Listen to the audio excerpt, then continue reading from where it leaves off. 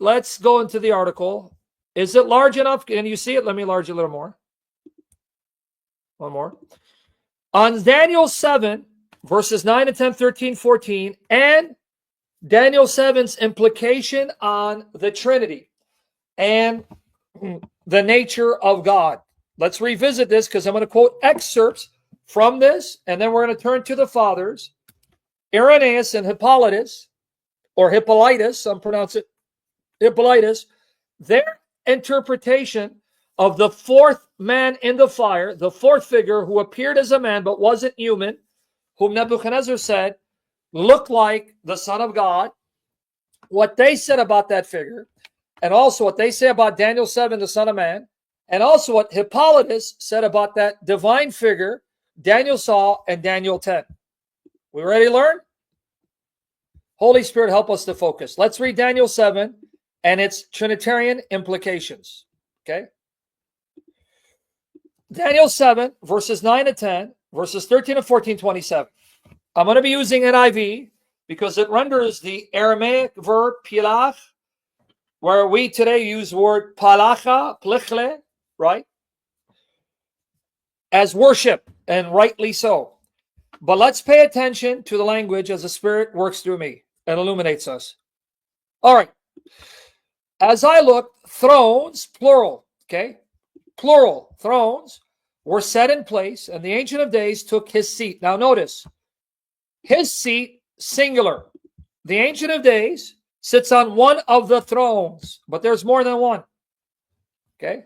There's more than one. Okay? Now let's continue. His clothing was white as snow. Now notice, the Ancient of Days appears in visible form. He appears in a visible shape, wearing a visible robe, having visible hair and a visible head. Why do I say appearing? Because we believe that God by nature is bodiless, shapeless, formless, because God exists when there was no space, place, no matter. So if there's no matter, no space, no place, then God is not a body, right? Because if he's a body, bodies are composed of matter, some kind, and require space and place. But God Almighty is then able to appear in any shape and form and in multiple shapes and forms simultaneously in order for us to see him who is invisible by nature. This is what we believe is the correct inference of rightly dividing the scriptures, right?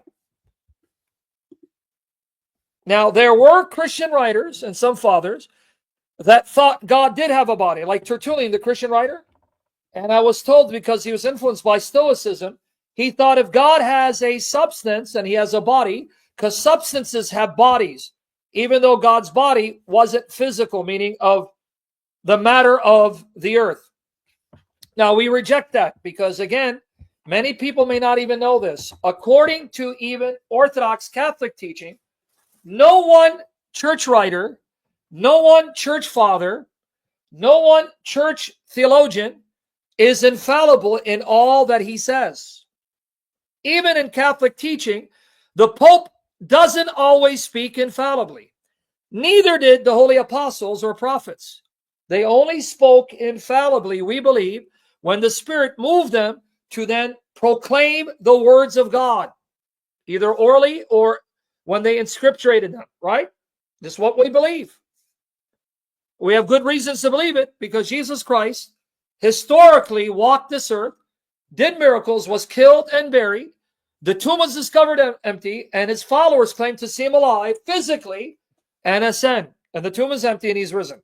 So we take his words over anyone else's, right? Right, Nina? Yep.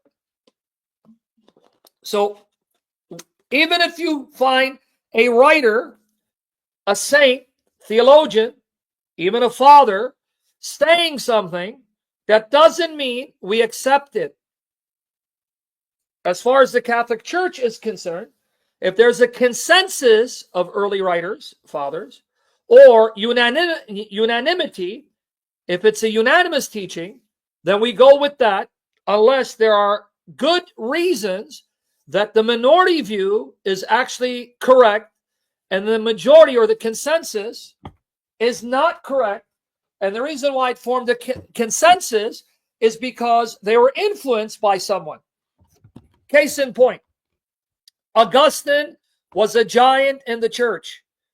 Augustine's influence cannot be underestimated.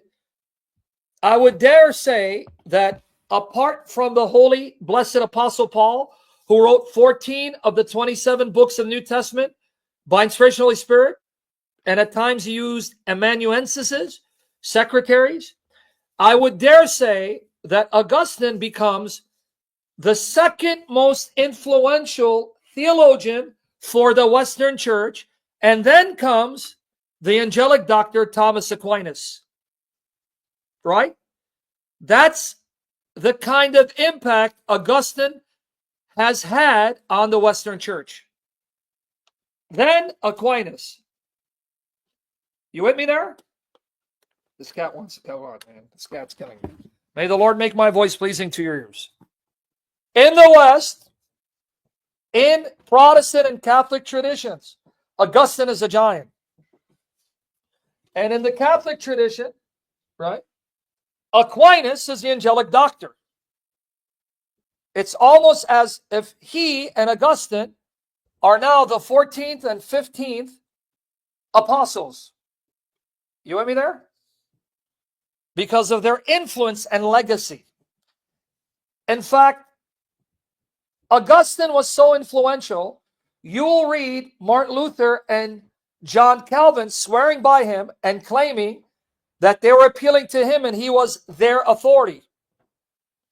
And in point of fact, Thomas Aquinas had such an influence and impact on the reformers that now there is a large movement of reformed Calvinists, and they're not a small group.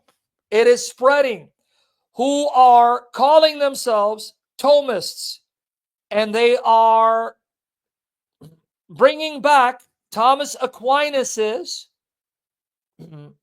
views and his writings and teaching them in Reformed colleges and seminaries, to the dislike and anger and chagrin of James White and others like him. Do you guys know that? So you see what I mean by an individual can have such an impact that he then influences all those who come after him. So it's not really a consensus view.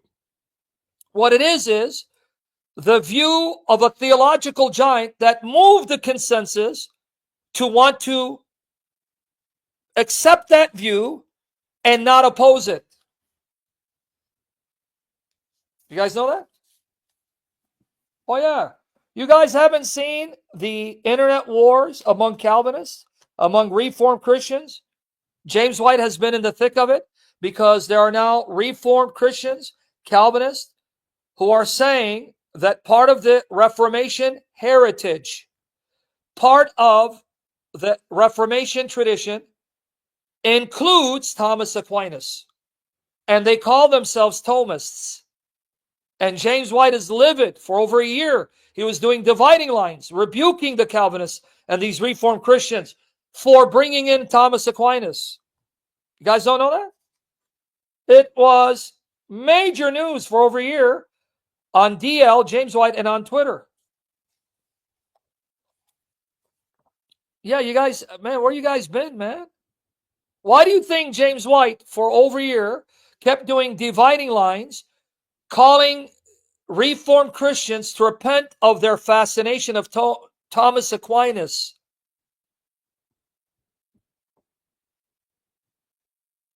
Did you know that? Google it right now. Can you go Google? James White, Reformed Thomists. Can you guys fact check me real quick?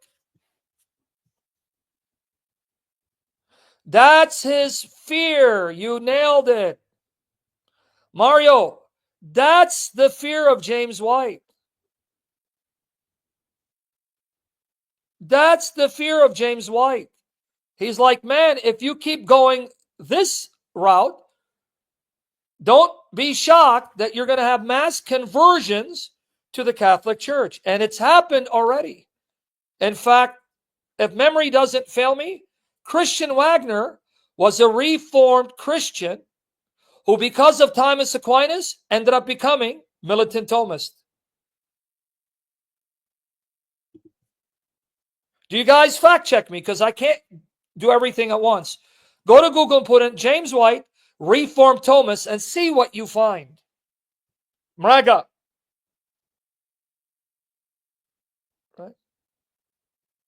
You found it? There you go.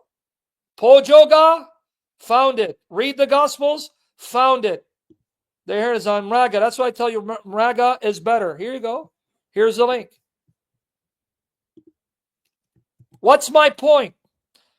Aquinas is such a theological giant that he had such an influence that he caused consensus after him to look to him as an authority and would not dare question him. So you understand why even when you say consensus view, you have to nuance that? You understand what I mean? Nuance that? Because you may find a consensus that wasn't the result of independent Christian minds receiving that from the apostles or coming to the same conclusion, but because of the influence of one theological giant that caused the others to accept that view. So let's look at it right here. Let me show you. Right there. So you see how it works? No Orthodox, no Catholic goes by one father or theologian. They will go with the unanimous teaching or the consensus unless the consensus itself was influenced by one major figure and the minority view has stronger evidence. This is why this is not for the faint of heart. This is why not everyone is qualified to delve into the matters unless they have spent years prayerfully reading the primary sources and understanding them. Here you go, you see? Reformed Thomist, there it is, dividing line. When was this? March 1, 2022, and it began. There it is. You see it? Over a year. And they were going back and forth on Twitter. X, formerly called Twitter. And the Reformed Christians were hammering James White and saying that you are not faithful to the Reformation. You have betrayed your Reformation roots. And he was livid. You dare question me, the great Jamila?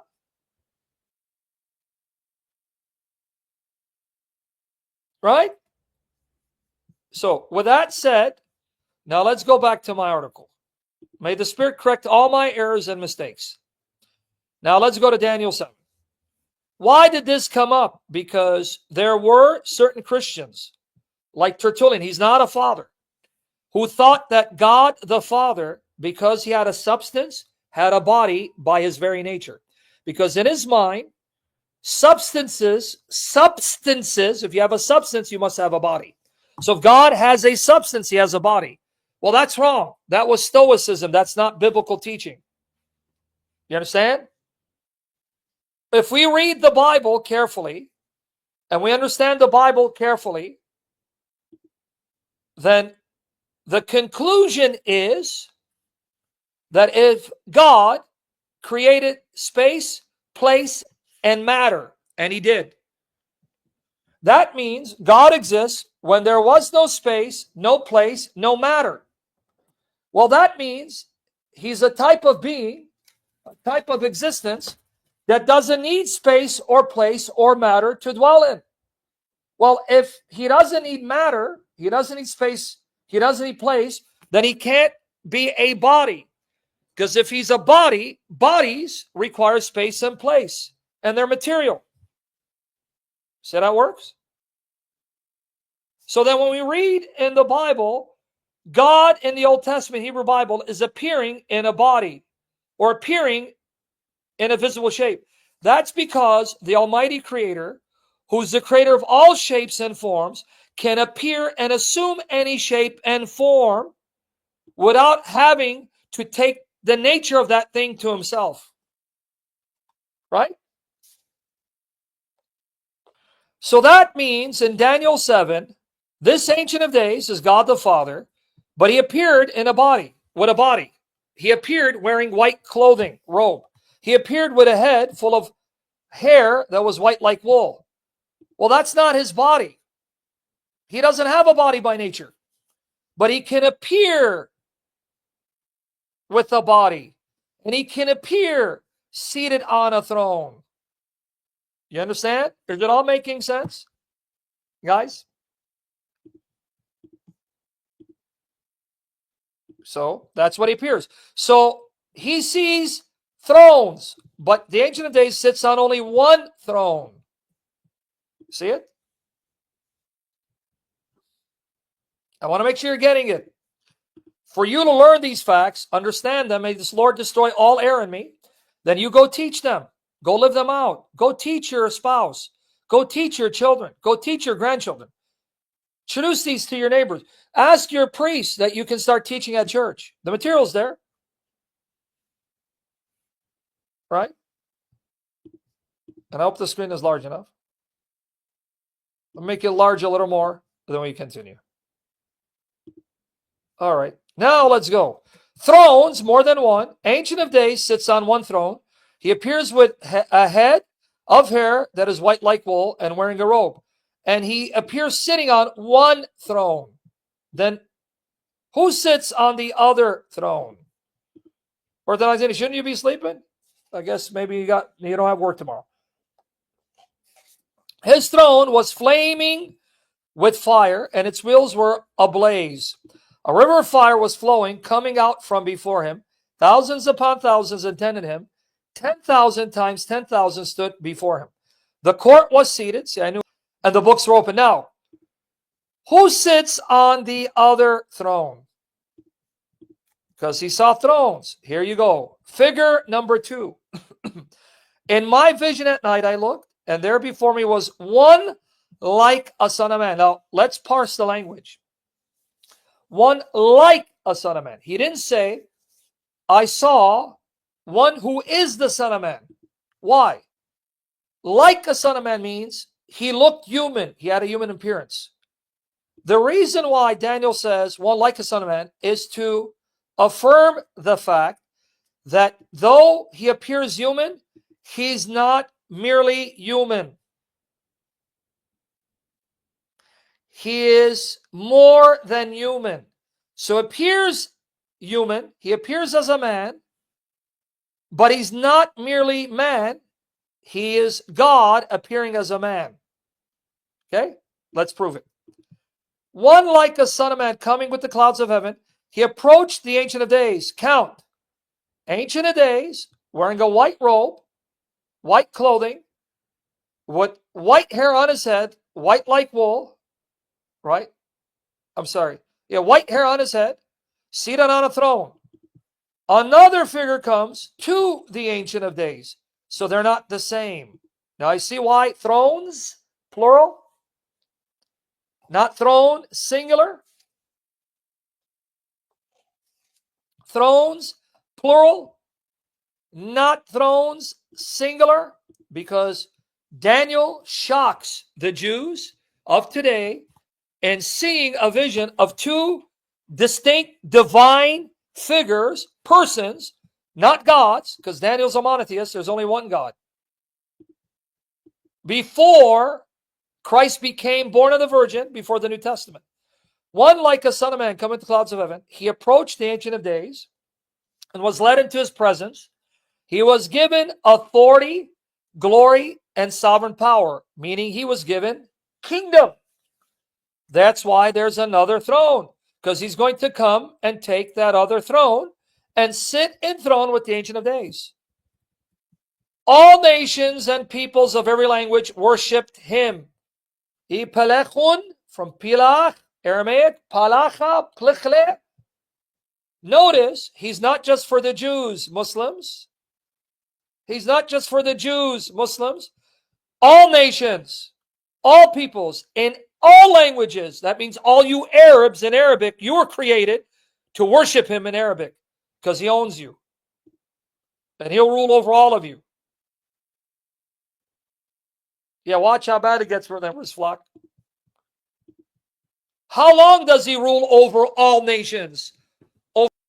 His dominion is everlasting dominion that will not pass away, and his kingdom is one that will never be destroyed.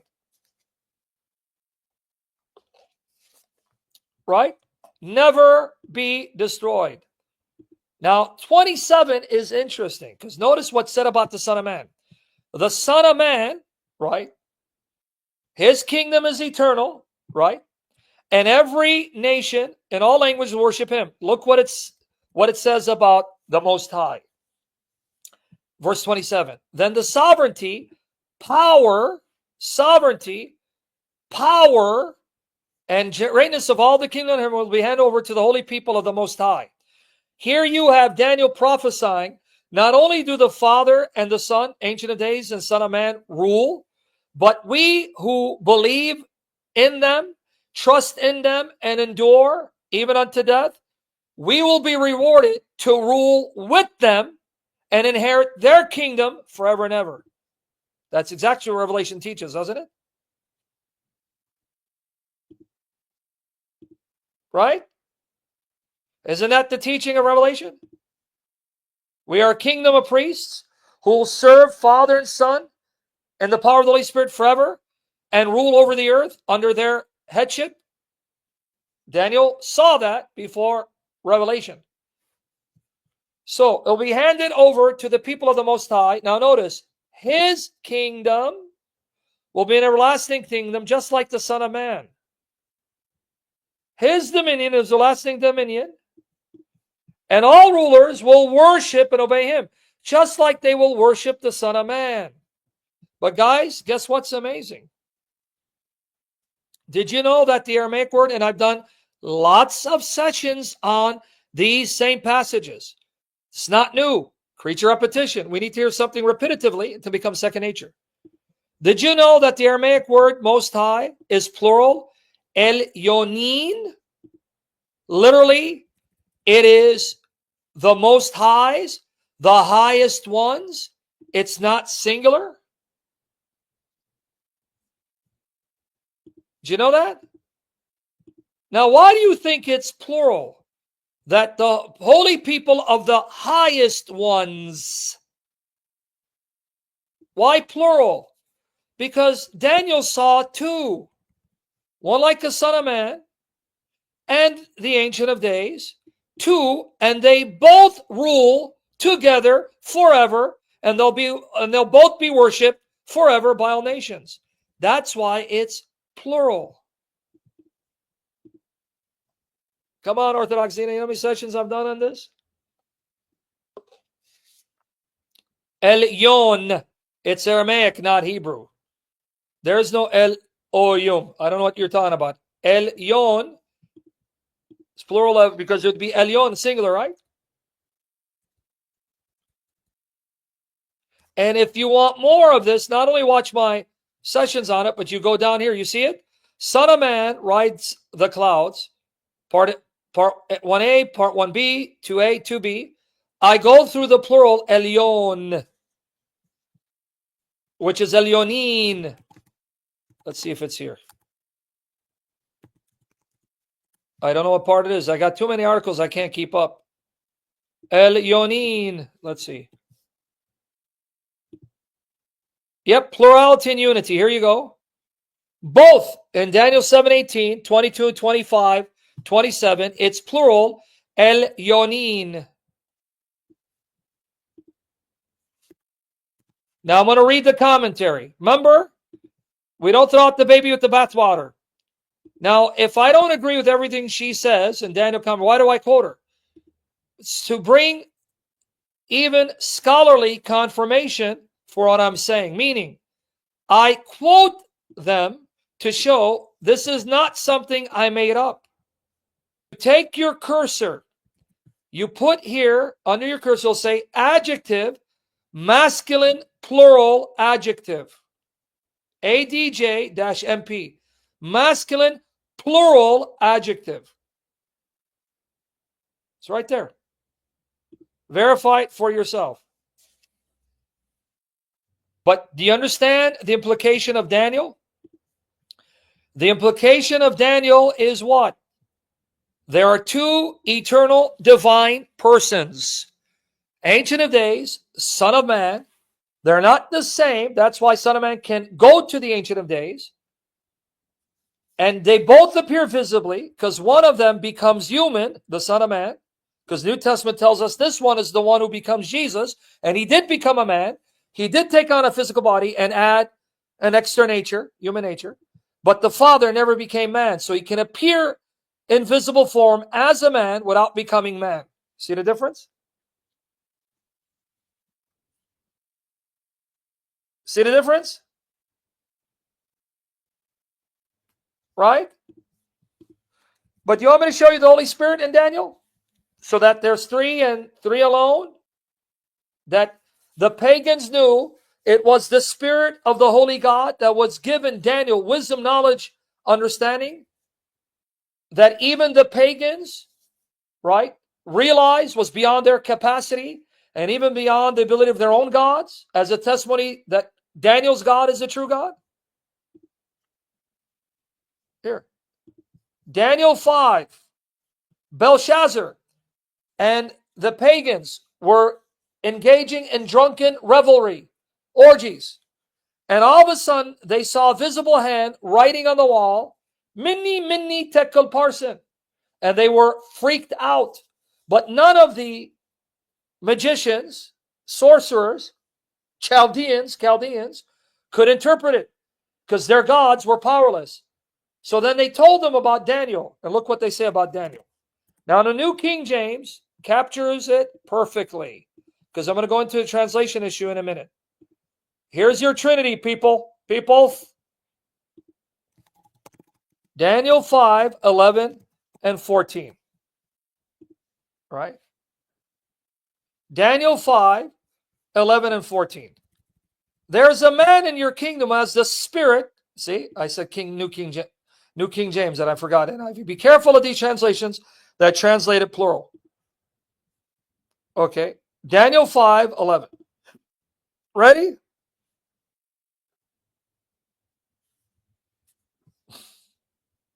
Okay, let me enlarge it. Daniel 5, 11. There's a man in your kingdom whom was the Spirit of the Holy God. See, even the pagans saw the power of Daniel's God, the power of the God of Shadrach, Meshach, and Abednego. That's why they were placed there. They were placed in the palace so they would be a witness to Nebuchadnezzar and the others that the God of Daniel, Shadrach, Meshach, and Abednego is the true God and wants them to turn and be saved. In other words, God was placing them there because God even wanted the Babylonian court to be saved because God loves all human creatures, even the kings of Babylon. You understand? Why do you think they were there? Why do you think God was doing miracles through them and them alone and confounding the gods of Nebuchadnezzar, Nabonidus, and Belshazzar? As a witness to them. I am the true God. Your gods are nothing but demons under my feet. And I created you, and I'm the one exalting you, and I want to save you. I don't want to destroy you because I love you too. You understand?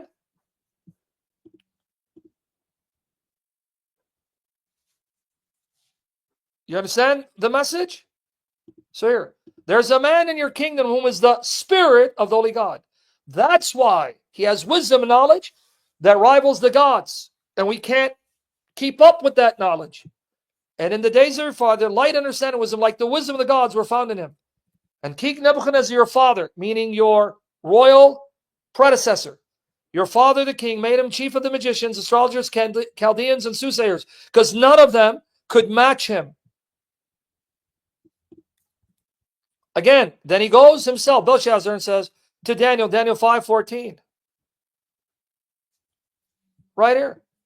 I have heard of you, that the Spirit of God is in you, and that light, understanding, and wisdom are found in you because of that Spirit. You're telling me the Bible is not Trinitarian? You can't even escape the Trinity in the Old Testament. What are you guys talking about? What are you guys talking about, man? Now, the quotations. This is why I got these commentaries. See how solid they are and how far adrift they become. So now I quote this commentary. So let me go back. Watch here. I'm quoting now this book. Right here. Pages 378, 380. Right here. Why do I quote those parts I agree with? Because I'm not dependent on them. I'm only quoting them as what they call, right, a valid appeal to authority, to scholarship, in order to show this is not a view I've invented. You understand why we're doing this? I'm appealing to those recognized as experts in the field to show I did not invent this. That's it. Because I'm not considered an authority and a scholar. This is how academia works. You ready? So let me quote what she says right here. Pages 373, 378. I may have to do a part 2. Here it is. 1D Witter, Daniel, a discourse analysis of the Hebrew Bible. I guess it's volume, what is it? 23, I believe it is. Whatever it is. Right? Zondervan, Exegetical in the Old Testament. Daniel L. Block, general editor. Pages 378, 380. Emphasis mine. All right. She will give you the historical, cultural background of Daniel 7 to show you that in light of its historical context, no one reading Daniel would deny that Daniel is describing two distinct divine figures. Understand? If you read Daniel 7 in light of its historical backdrop, in light of ancient Near Eastern beliefs, no one reading Daniel 7 would fail to say Daniel just presented two distinct divine figures. Jennifer, welcome. Lord bless you and your family and preserve you. Are you with me there? Let's read. The imagery of clouds, that the Son of Man rides the clouds, in this scene is significant. Why? She's going to state something I have shared plenty of times when I've done sessions on Daniel 7 and Christ being the Son of Man of Daniel. Watch here. Okay. Watch here.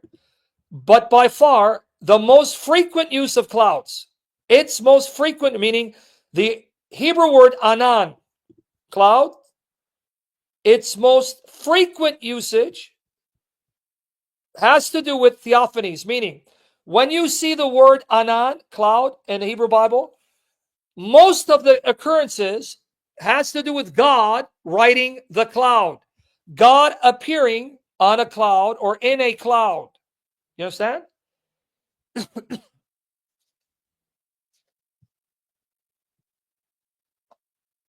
Transition? Bibles don't transition, Max. Wait, I'll answer it a little later. All right? But by far, its most frequent association is with theophanies, that is, appearance of God. 58 of the 87 occurrences of anan, that word for cloud, appear in the context of God's presence. Alexander, chime in less, brother. Just let me focus. The Pentateuch especially speaks of visible manifestations of Yahweh's glory in the cloud atop Sinai and over the tent of meeting. And then she gives you the references. And his presence in the pillar of cloud guides the people through the wilderness. Again, references. Later text about the temple also refer to the cloud. Now, watch what this means. What's the significance that when the Old Testament speaks of a cloud appearing, that is reference to God's presence, God appearing, and the Son of Man riding the clouds? Here's the significance. You ready? But it is not just the presence of clouds in Daniel that is significant. We already know Yahweh, the Ancient of Days, is present in the throne room. Because who's the Ancient of Days? Yahweh. See above on 7, 9, and 10. What is particularly significant about the clouds in Daniel 7, watch the historical ancient Near Eastern context. Because among the pagans, they too had a belief of a divine council. And among the Canaanites, because we discovered tablets from Ugarit, right? Ugarit, which is where the Canaanites, some Canaanites live. And these tablets gave us a better understanding about what they believed and their practices and customs, right? What is particularly significant about the clouds in Daniel 7 is that someone is coming with them. Those of us outside of Daniel's context may well picture someone floating into the throne room on a billowy heap of clouds, right? Watch here. Okay. But this is probably not what Daniel would have seen. When you tell the ancient Near Eastern people God is appearing with a cloud, it was a chariot cloud where he's coming as a warrior with his arrows or sword, not, the floating lovey-dovey hippie Jesus. And you guys who are from Mesopotamia, you Assyrian, Chaldean, right, Suryoyo, you should know this. We have ancient depictions, what they call relics, of the Assyrian god Ashur, where he's in a chariot with an arrow, right? And you have a lot of Syrians who are now turning their back on Jesus Christ and wanting to go worship the god Ashur, Allah Ashur. That's the imagery. The imagery isn't of a lovey-dovey hippie Jesus floating on the clouds, floating.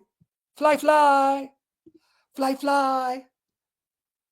The imagery is of a warrior god coming on the chariots with his sword and arrows to slay and to save his people. And I'll show you that image in a minute. So here, to say the Son of Man is coming on the clouds, it's not a hippie lovey-dovey Jesus like you have these Mormon depictions. I'll show you what it's going to look like. Right? But this is probably not what Daniel would have seen. In Daniel's ancient Eastern context, he would have seen someone riding the clouds like a chariot. The Old Testament speaks of Yahweh riding his cloud chariot through the heavens, and give the references, where the rider imagery is present without specifying the clouds in Psalm 65:4. And the prophets speak of Yahweh riding a cloud in judgment. Now watch the pagans, the Canaanites, from which the Israelites, right, clashed, with whom I should say. In the wider Canaanite world, the storm god Baal was the rider of the clouds. That was one of his names. Right? So, according to the Canaanites, the one who rode the clouds was Baal, the rider of the clouds. And he came with a thunderbolt. He would strike you down with thunder. Because they believe Baal controlled the weather, who controlled and thus agricultural fertility. So you'd have to cry out to Baal to bless you with rains so you can have a good crop. And he was armed with a bolt of lightning. He bestowed rain on faithful worshippers. In Ugarit, a 15th century BCE city-state on the Syrian coast north of Israel, Baal was the divine hero who had defeated Yam in the sea, God's attempt to become God over the pantheon. What is being said here? Now, let me not lose the point. Wendy Witter is saying that the Babylonians who would have heard this proclamation and read it would have immediately associated the one like the Son of Man as Baal, the rider of the clouds, and they would have associated the Ancient of Days with El, the high God, the father of Baal. You understand what they're trying to say? What is being said here is that Daniel is actually showing the pagans it isn't Baal that rides the clouds. And El is not the father of days, because the Canaanites, their high god was named El, one of the names of the true God. He was known to be the father of the gods. He had 70 sons, and also father of years. That was one of his names, father of years. And there are stories of him having a huge male member, because these gods and goddesses were perverts and would have orgies. So El and Baal are like Zeus. They go around sleeping with goddesses and women. So in the context of Daniel, when you talk about the Ancient of Days, for the Canaanites, or even those who had similar beliefs to them, that would have been the high god El. Because notice here, it says, Baal's victory won him kingship among the gods, and he served as vice-regent under his father, the high god El, an aged, wise figure who presided over the world and was attended by a divine council. But what Daniel was saying is, no, your God El, he's not the true God. The true El is Yahweh.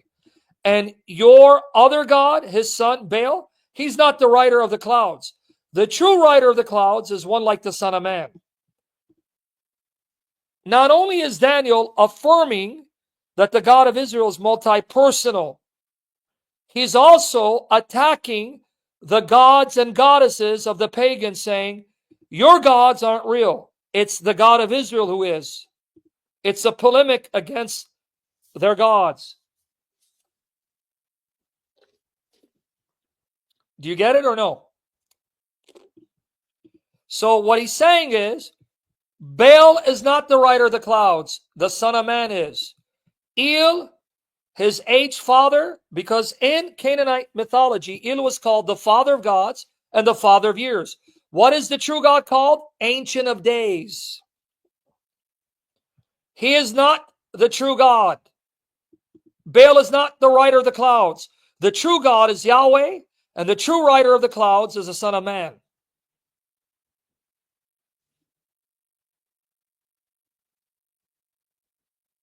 You understand now?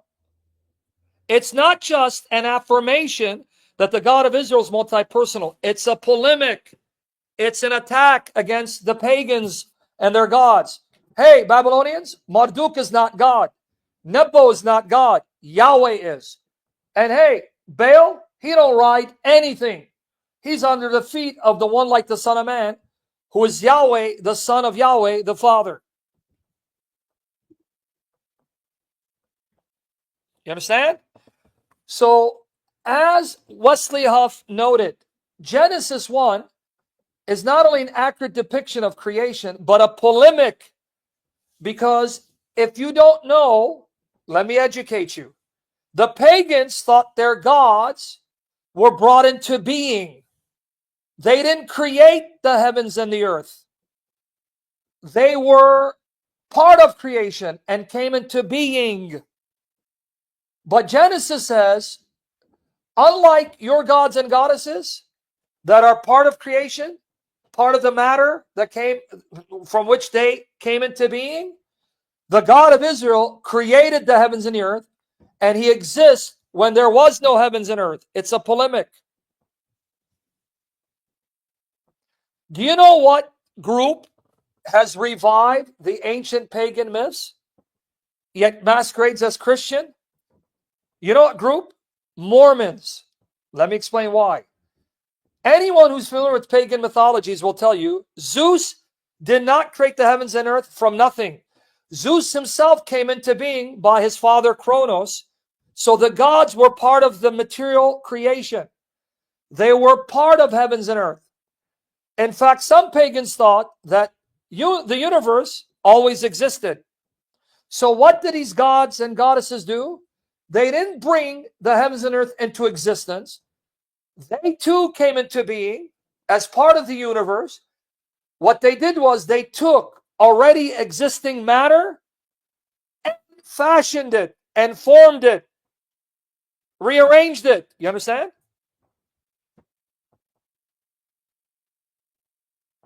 You understand?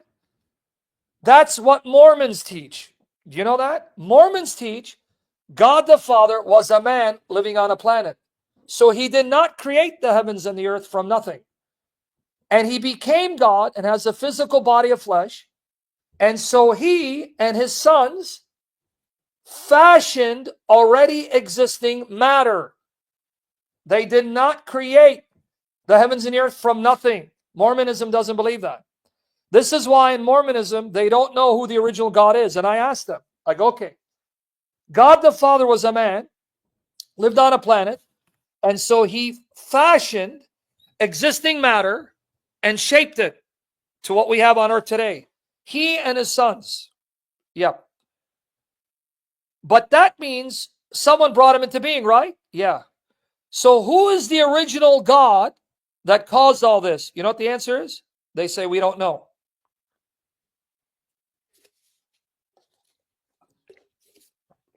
Do you know that's their answer? We don't know. Ask them. Don't believe me. Say, all right, who is the original God that caused all this? Because God the Father didn't cause all this. He was a man who became God. And they have a heavenly mother, his wife.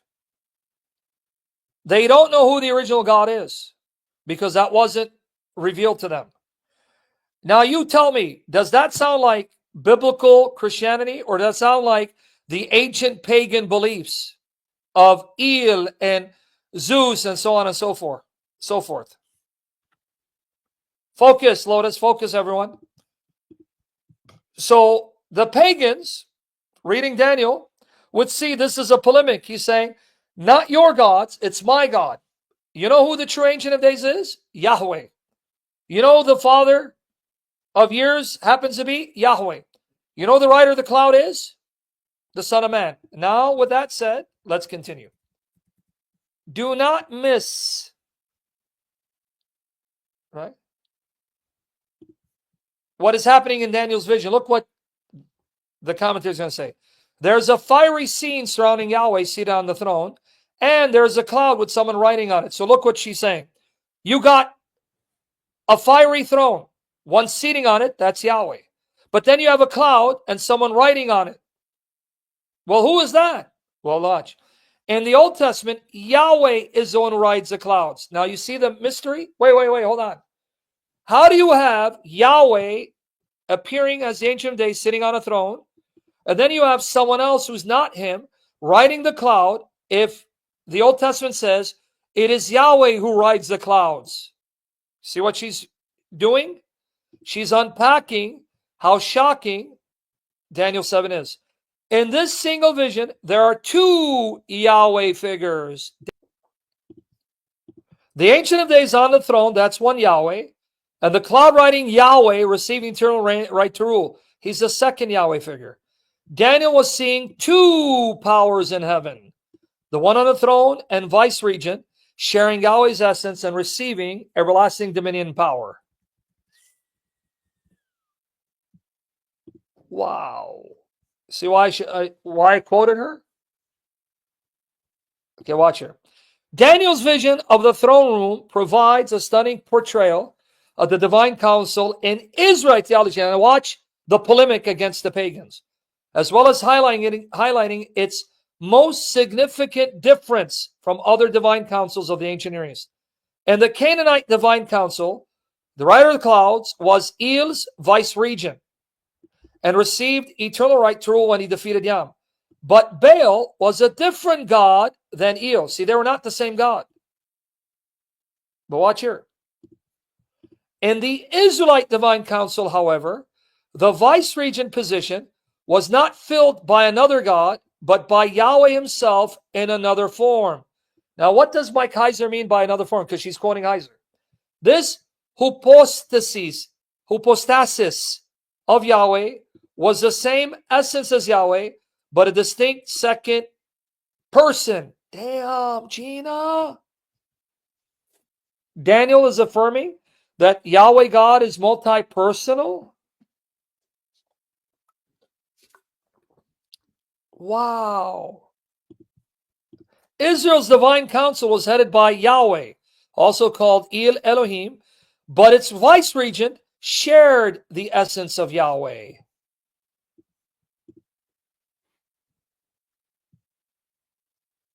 Right?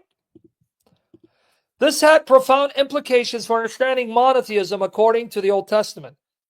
Israel's divine council had a second person sharing Yahweh's essence, exactly what was needed to understand Jesus' claim to be one with the Father in the New Testament. Then she goes on to say later on, right?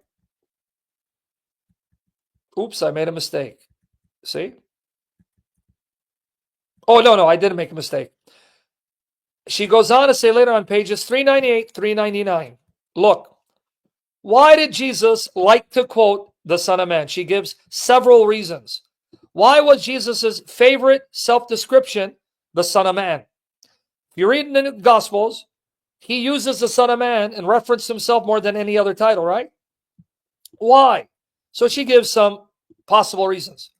Quote, perhaps the second reason the Son of Man was Jesus' favorite title is because it is in Daniel's vision of chapter 7 that we find the clearest Old Testament picture of the divine council, and in it, Jesus' relationship to Yahweh. Probably the truth about him that his listeners had the hardest time grasping and accepting. In Daniel's vision of the Israelite divine council, Yahweh sat at the head of the council, but shared his essence with a second power that was a distinct figure to whom he gave everlasting dominion power. This portrayal of the divine council shows that the Old Testament monotheism had room for a second person. Watch here. Perhaps sending his listeners back to the vision of Daniel 7 was Jesus' repeated invitation for people to recognize him as that second person, to understand and believe that he was one with the Father. And then she says, go read 378, 380, which we read. We know that at least Jesus' educated audience understood what he was doing and claiming to be the Son of Man. How do we know they understood him? His educated audience who are literate in the Old Testament? We know this because they charge him with blasphemy when he used the title at his trial. Jesus told the Sanhedrin, in the future you will see the Son of Man sitting at the right hand of the Mighty One and coming on the clouds of heaven. And then she gives the references. A clear reference to Daniel 7:13, and they all heard him claim to share the essence of the Father. Why? Because he's not the Mighty One, but sits at the right hand of the Mighty One, and he had just said he is the Son of God.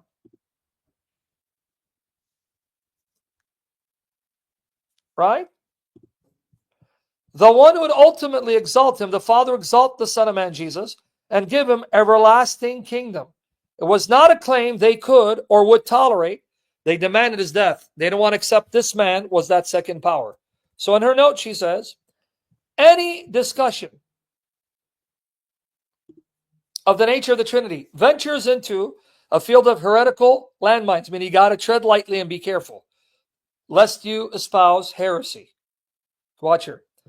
Jesus will identify himself as the great I am, which means he too is Yahweh of the Old Testament. That is, Yahweh is not simply God the Father, but all of the Godhead in singular reference. Right?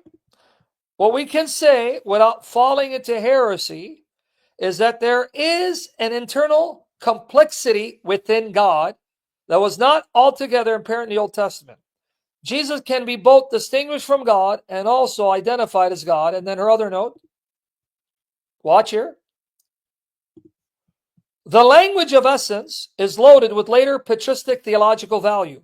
But for our purposes, it means that the New Testament religious leaders understood Jesus to be claiming a specialized and exclusive relationship with God that put him on a par with him, meaning made him equal to God, God the Father.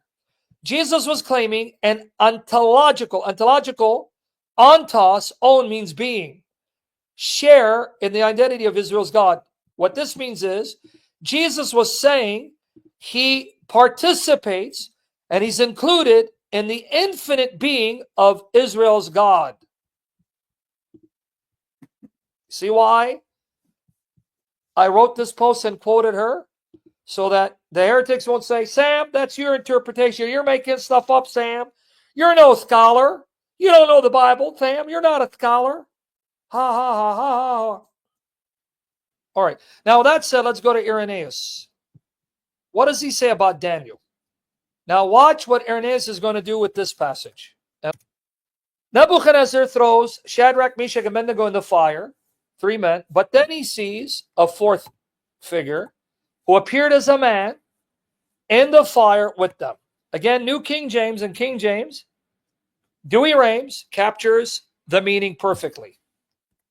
Daniel 3, 24, 28. Okay, ready? Okay, watch here.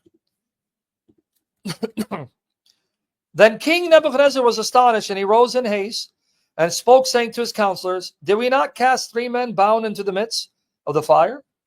They answered and said to the king, True, O king.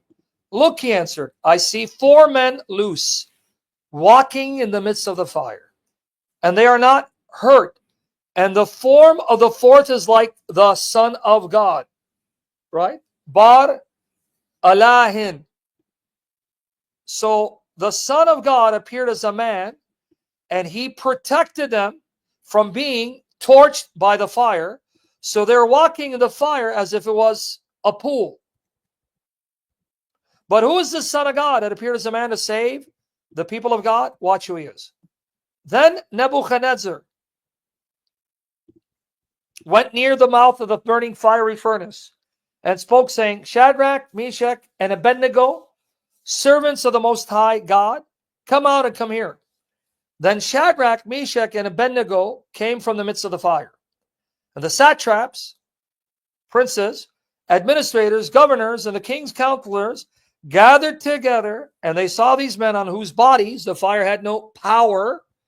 The hair of their head was not singed, nor were their garments affected, and the smell of fire was not on them. Watch here. Who is the Son of God that appeared as a man that was with them? Now notice the lesson. He was with them in the fire to preserve them by being consumed by the fire. But notice he didn't take them out. What's the lesson? Jesus will be with you in your fiery trials to preserve you from being consumed by your trials. But he didn't take them out. He preserved them in the fire so the fire wouldn't consume them. Lesson. The Lord does not take you away from trials, but he preserves you by his power through the trial so the trial doesn't consume you. You understand the message? In other words, don't think that if you go through a trial, you won't go through it. The Lord can take you out of it, but the way he works, he will give you the power to go through it and come out unharmed with your faith intact if you trust in him.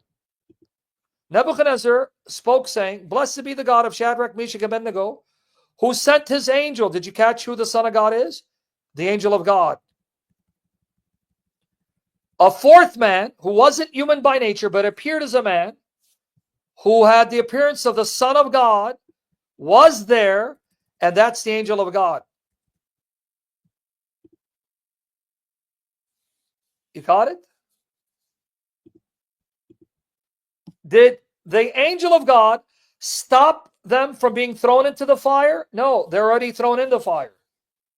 Shadrach, Meshach, and Abednego were thrown in the fire. So what this teaches you is, it's not that God will stop you from going through fiery trials. You'll be thrown in the midst of the fire, but God will preserve you that the fire won't consume you. You'll come out better men and women as a result. And who's there to preserve you? Because he's almighty over your trials? The Son of God, the messenger of the Father, Jesus Christ, who sent his angel, delivered his servants who trusted in him, and they frustrated the king's word, yielded their bodies that they should not serve nor worship any God except their own God. Now, How do I know the fire represents your trials? Here you go, 1 Peter 1:7. We're going to read 8 as well. 1 Peter 1:7 to 8. That the genuineness of your faith, being more precious than gold, that perishes, though it is tested by fire, may be found to praise, honor, and glory at the revelation of Jesus Christ, whom having not seen you love. You haven't seen him physically, but you still love and adore him. Though now you do not see him, yet believing you rejoice with joy inexpressible, full of glory. You are elated at Jesus and in love with Jesus. Can't wait to see him face to face. So notice again the connection with the fiery trials. But notice why it's fire. Because fire can destroy or purge and purify. Fire destroys wood, right? Straw, but it purifies gold and silver. So the fiery trials is meant to purge you of all your sin and unbelief and doubts and purify your faith, making your faith unshakable. How does it do that? Can I take a minute and explain how? How does trials make you stronger in faith? How? Can I explain how it does that? See the connection with the Son of God? Can I explain how it does that? All right. How does God make your faith stronger, unshakable, immovable? Through trials. Here's how. Every trial you go through and come out and survive only strengthens your trust in God. What do I mean? If I go through a trial and I'm afraid and despairing and cry to God, and all of a sudden the trial's over. When I come out on the other side, I look back and I say, wow, thank you, God, because I thought I wasn't going to make it. You showed me otherwise, because had it not been for you, I wouldn't be able to go through it. Every trial you go through and come out of only makes you stronger in trusting God, not doubting him, because you keep seeing how it could only have been his power that preserved you, because there was no way you could have done it in your strength. That's how it strengthens you. Believe me, I know what I went through. That's how it strengthens you. Yep, Nina's another one. Losing her son and what she went through. You understand why? Because every time you go through a trial and you see God's faithfulness, when another trial comes, you laugh. You know why you laugh? Hold on. All those other trials, God saved me, did not abandon me, and he's a faithful God. He's the same yesterday, today, and forever. I know my God will see me through this. So why am I despairing? That's how. You understand the logic? How it works? Right? Do you understand? He's building your trust and confidence. And he reminds you, did I abandon you the last time? No. Why do you think I'm going to abandon you now? I'm the same. My love for you is perfect. If I didn't abandon you then, why are you going to doubt me and think I'm going to abandon you now? Right? So what's the connection? Notice, your faith is being tested by fire, and that faith will bring you praise, honor, glory when the Lord Jesus is revealed and you see him. That's what happened to Shadrach, Meshach, Abednego. They were thrown in the fire. Why? Because they told the king, look, king, we will not worship the image and serve your gods. Our God is able to save us from the fire, but even if he doesn't, we won't worship or serve your gods. We serve him only. They were thrown in the fire. Okay? Are you with me there? Thrown in the fire. Notice the Lord did not stop them from going into the fire. And immediately, when they were thrown in the fire, there comes the Son of God. With them in the fire. Do you know what that means? Jesus is with you, alongside of you, empowering you to go through the trials, because he enters the fire with you and doesn't remain distant. He's not a God who's distant. He enters the fire with you. Don't be afraid. I'm here. Don't be afraid. I got this. Don't be afraid. I am one with you. You are one with me. When you go through suffering, I am with you in your suffering and I suffer with you. That's the kind of God I am. See the message here? You understand the message? Notice, he didn't have to enter the fire. He entered the fire. Why? Because he's showing you where you are, I am already there. I won't abandon you and be distant. I'm right there with you, side by side. I enter the fire with you. I enter your trials with you because I'm there.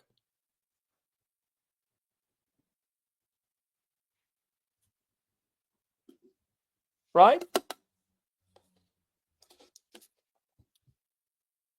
So here's the Son of God, who's the angel of God, meaning the messenger of God, not a creature, who will enter the fire. So what did you learn? You will enter the fire. But what did you learn? The Son of God is already there to meet you. He's there to meet you.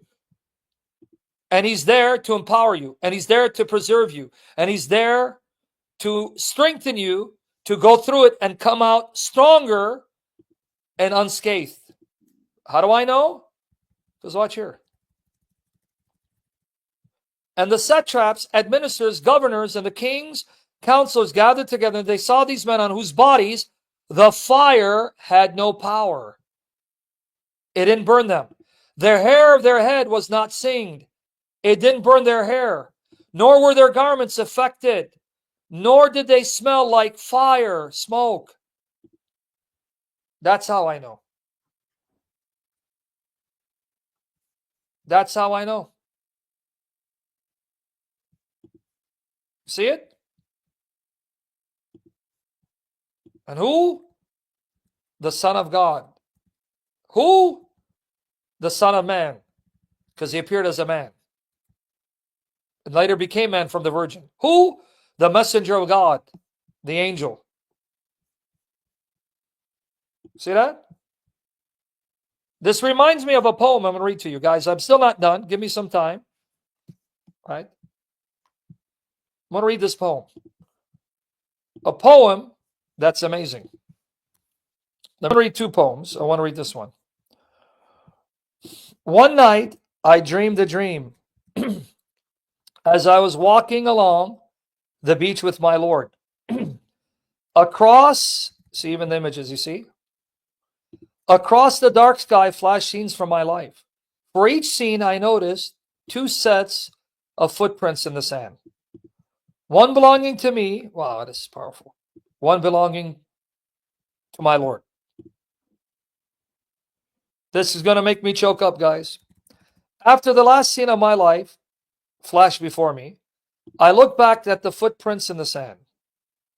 I noticed that many times along the path of my life, especially at the very lowest and saddest moments, times, there was only one set of footprints instead of two, right? There was only one. This really troubled me. Watch here. This really troubled me. So I asked the Lord about it. Lord, you said once I decided to follow you. You'd walk with me all the way.